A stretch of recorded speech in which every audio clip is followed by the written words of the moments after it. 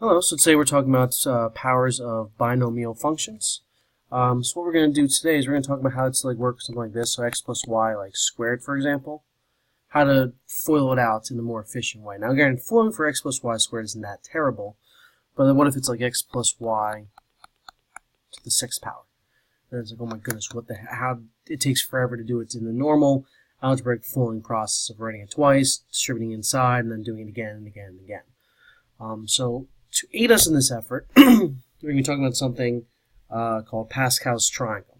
So if you're following along the Glencoe Algebra 2 2018 edition, you should be on section 4.2 on page 237. So the way Pascal's triangle works, and this was actually discovered by the Chinese. They discovered this pattern of numbers, which a guy named Pascal was the one who then described it as a triangle. So I'm sure the Chinese have probably a different name for it then, because they're the ones who I think technically discovered it, whereas the Europeans just kind of renamed it for themselves. So we can use this to figure out any sort of expanded binomial, a plus b to any power, where we create this triangle. We know it's the top of the triangle is a 1. That's when we have just a plus b to the 0 power. And if we have the first power, we then go to the next layer, where it's just 1 and 1 is the coefficients.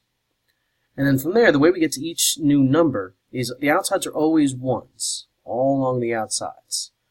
But each inside number is the sum of the two numbers that connect to it. So see, 1 plus 1 is 2. 1 plus 2 is 3. 1 plus 3 is 4. 3 plus 3 is 6. 3 and 1 is 4. 4 and 1 is 5. 4 and 6 is 10. 4 and 6, 10, 5. We'll go to the next one then. It'd be a 1 on the outsides. And then 1 and 5 is 6. 5 and 10 is 15. 10 and 10 is 20. 10 and 5 is 15. 5 and 1 is 5. So we can use this to expand out any binomial expression that's raised to some power, no matter how high up we go. All we have to do is just create the corresponding Pascal's triangle. So keep this particular triangle in your notes. Make sure you pause the video if you have to, copy it down, because I'm just going to refer back to it at different times, instead of just constantly rewriting it over and over and over again. Depending upon the problem itself, you might find yourself on a homework assignment, or homework assignment you can pretty much have whatever you want out in front of you. But I'm thinking more for a quiz or for a test. You might want to kind of make a big Pascal's triangle, maybe up to the 6th row initially, or at least take a look at which problem you have, which one has the highest exponent, and kind of make Pascal's triangle to that particular row. Again, the number in the middle, the number on the outside right after the 1 is the power we're dealing with. So 2nd power, 3rd power, 4th power, 5th power, 6th power. Alright, so we have x plus 1 to the 4th power. So if you refer back to Pascal's triangle, that means our rows are 1, 4, 6, 4, 1. So how this works is very simple, very straightforward. The first power will be x to the 4th, and it's a coefficient of 1. And then it's plus, our coefficient is 4, but now we decrease the power of the first, so it'll be x cubed, we'll slowly start increasing the power of the second one. So just plus and then y. And then be 6 x squared y squared, and then be 4 xy cubed, and then just y to the 4th at the ends. I don't know why I put the x cubed in parentheses. That wasn't really necessary. It will be necessary for certain problems in the future, but for right now, that's it. So we're just following the pattern of the coefficients, starting with the highest power. Since it's the 4th power, it's x to the 4th. And then we decrease the x's by 1 exponent until we don't have it anymore, until we get to the ends, while at the same time starting to rewrite now the y's and increasing their powers until we get to the ends. Okay, so that's how Pascal's triangle works.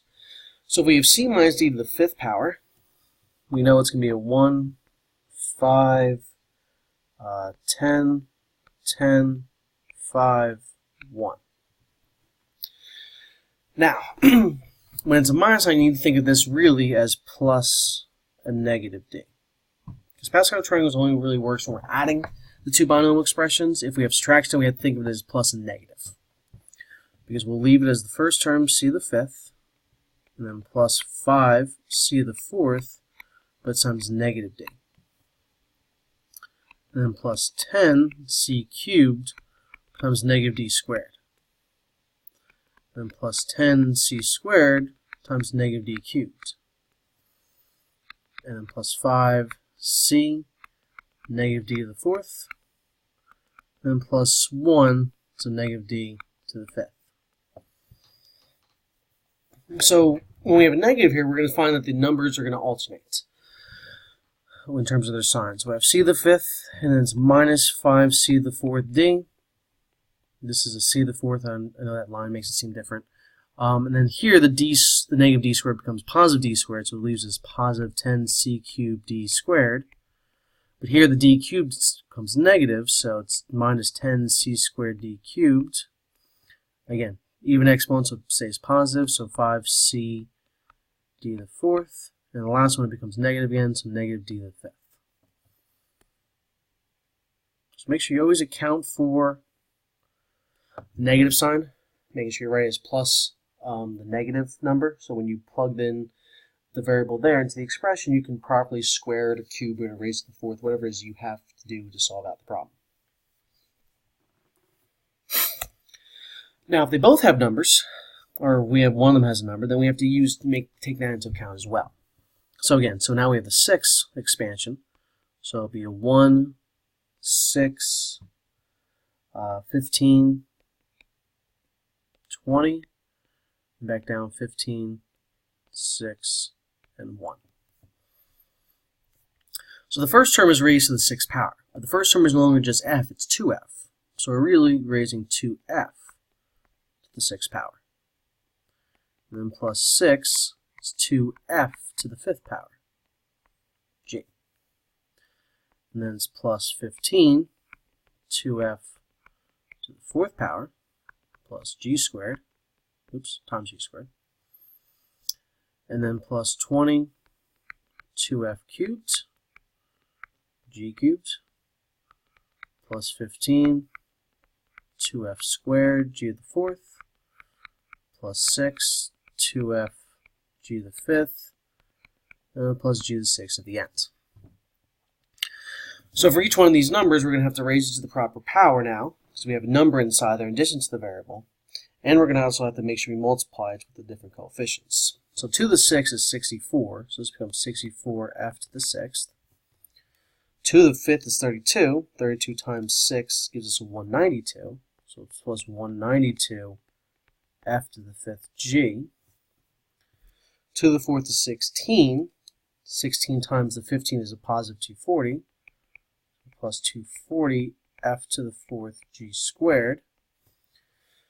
2 to the 3rd power is 8. 8 times 20 is 160, so it's 160 f cubed g cubed. 2 squared is 4, times 15 is just 60 f squared g to the 4th. There is no exponent with the f now, so just times the 6, so we get 12f.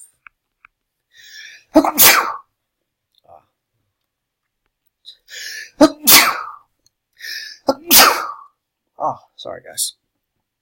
Hopefully you didn't have that too loud for you. So it's 12f g to the 5th, and then plus g to the 6th. And we're done. So yeah, it can be a little bit of work.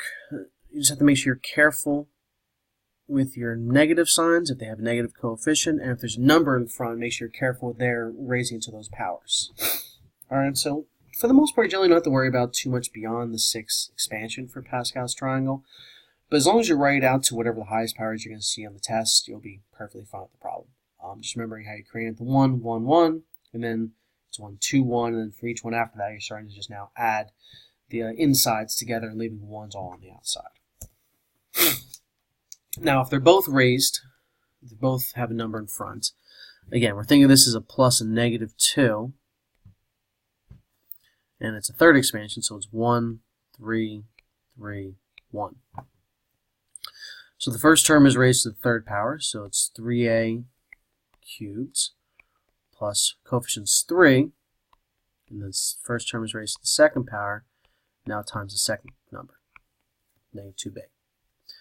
And then against 3 coefficients, the first term now only, and now the last term gets the second exponents, and finally the coefficient's a 1, and we're raising the last term to the third power. So as we work through this, 3a cubed becomes 27a cubed. 3a squared is 9, times 3 is 27, times negative 2 is negative 54, a squared b. Square negative 2 to get 4. 4 times 3 is 12, times 3 is 36, so it's 36 ab squared. And finally, negative 2 cubed is negative 8, so it's negative 8b cubed. I'm not quite sure why those lines just suddenly shoot up like that. Not sure what's going on. Okay, so that's how we use Pascal's triangle to expand out our polynomial functions. Okay, so that's, again, like I said, that's Pascal's triangle. Thank you for watching, and I'll see you next time.